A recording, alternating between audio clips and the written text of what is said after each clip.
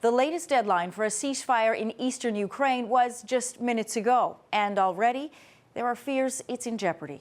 The country's president is threatening to impose martial law as fighting intensified ahead of the deadline for government troops and pro-Russia rebels to withdraw behind a separation line. Lorenda Redekop is tracking the day's developments. No let-up in the violence as the deadline approached. In Donetsk, at least one person was killed. This man was injured. An explosion hit as he sat in his car.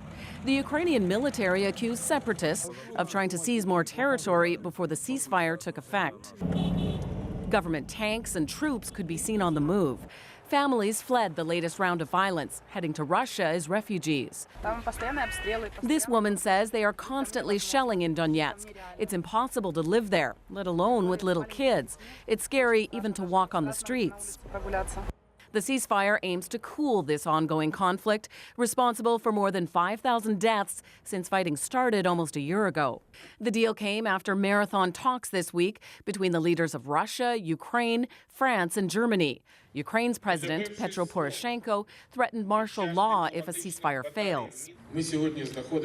Today, we are at an important crossroads, he says. Either the enemy stops shooting and embarks on de-escalation and then political resolution, or the enemy escalates the conflict for us, Europe, and the whole world. As for Canada's possible role, Defense Minister Jason Kenney says Ottawa will be sending financial aid to Ukraine, as well as satellite images to keep track of troop movements. He also says the government is open to providing lethal weapons. They want to portray Harper as standing tough with Putin, but really, we're punching above our weight, and this is a superpower conflict.